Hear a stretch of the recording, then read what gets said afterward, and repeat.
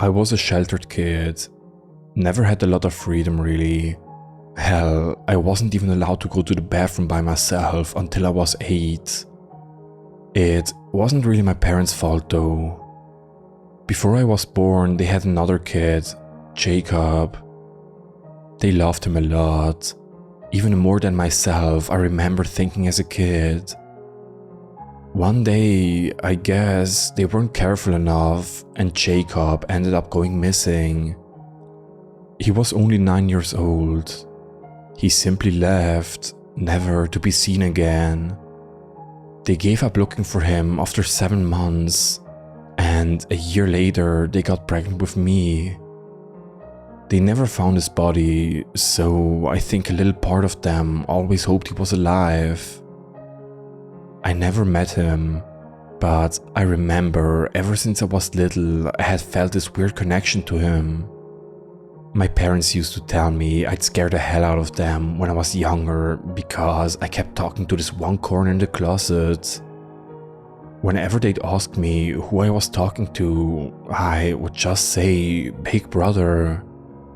Keep in mind, I was younger than 3 years when this happened. They hadn't told me about him, and there's no way I could have known otherwise. I do remember he was a part of my life. Maybe it was some subconscious trauma response to having overprotective parents.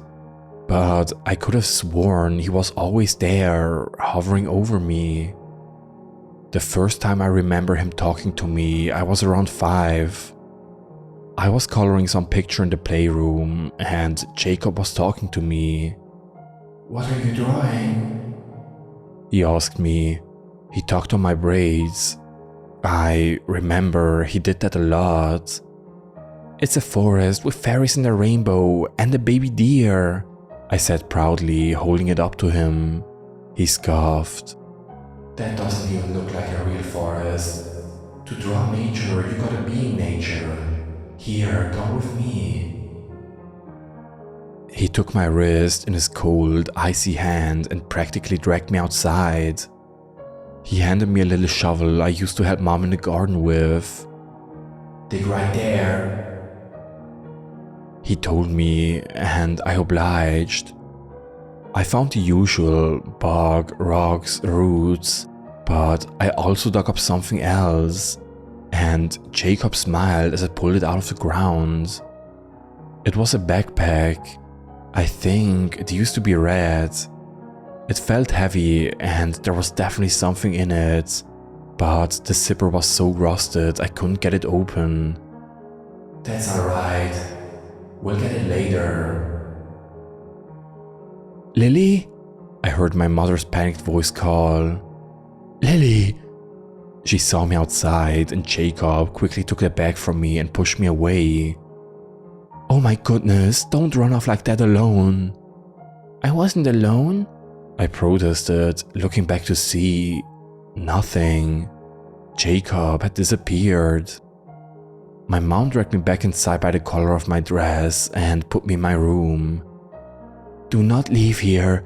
You mustn't go outside like that. Stay safe." I never really liked my bedroom. Something about it was just off, even to me as a little kid.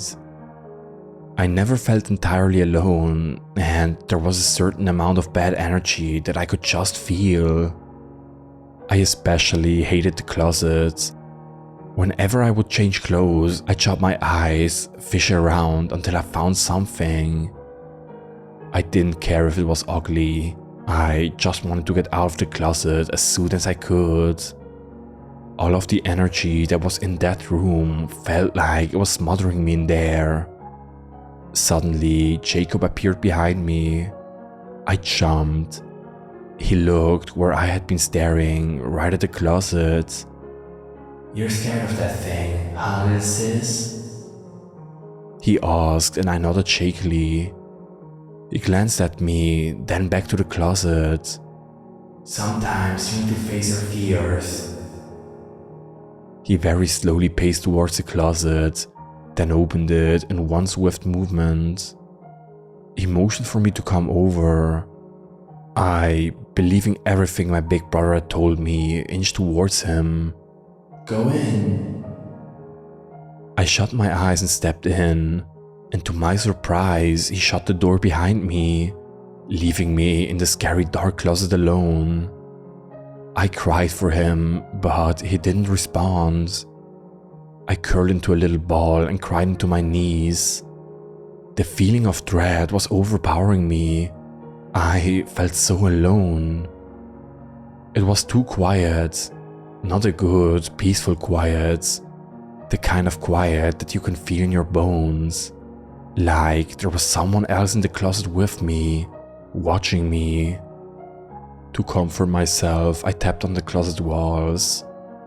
One section I had noticed sounded different than every other part of the wall, like it was hollow. I never liked that corner of the closet. It was the scariest part. Eventually, my mom called me down for dinner and I worked up the courage to get up and open the door. Jacob wasn't there. Nobody was. That night, my parents told me to never speak about Jacob ever again. That stopped me for a while. I honestly don't remember a lot up until I was 8. I don't know if this was the first time I had spoken to him since the closet incident, but it's the most significant. This time he took me to my dad's work computer and showed me all the fun games to play. But after a while he told me to stop playing the silly games and start googling things. Being a sheltered kid, I didn't even know what Google was. He told me to Google Jacob Holden. "That's you," I remember saying. I clicked on the first article I found. Jacob Holden, aged 9, went missing from his Colorado home on March 12, 2003. He leaves without a trace, the only thing missing from his room being his school backpack. Authorities have tried to reach out to his parents, Jennifer and Carl Holden, to no avail. He was not seen leaving the house and was not seen by anybody after he left school. "School backpack?" I said. "Like the one we found together." Without a word, he handed me the old rusted off backpack. He then handed me a pair of scissors. Cut it open, Lily, please. I obliged, and inside the backpack I had found years ago was everything.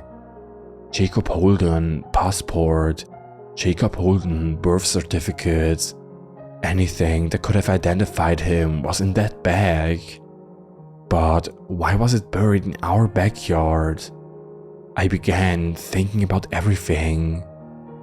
Mom and Dad almost never let me outside alone. The backpack was buried outside with everything in it. Mom and Dad apparently never talked to the police, even though they had told me they searched for months. Jacob was never seen leaving the house. The hollow wall in my closet. I guess Jacob had realized I had known what was up, because he presented me with something, a large sledgehammer. Go to your closet, Lily. You know what to do. With tears in my eyes, I took the sledgehammer from him and ran to my closet. I went, shaking to the door that held my biggest fear for so long, now knowing that it was true the whole time. I found the hollow corner and let the sledgehammer loose on it. Something they don't tell you about dead bodies is, if they're trapped in an airtight space, such as a wall, they don't really decompose. They more just dry up, like meat in a dry aging fridge. Jacob's official cause of death was starvation. He was still alive when they put him in there.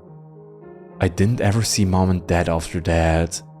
Police took me to live with my aunt. I never saw Jacob either.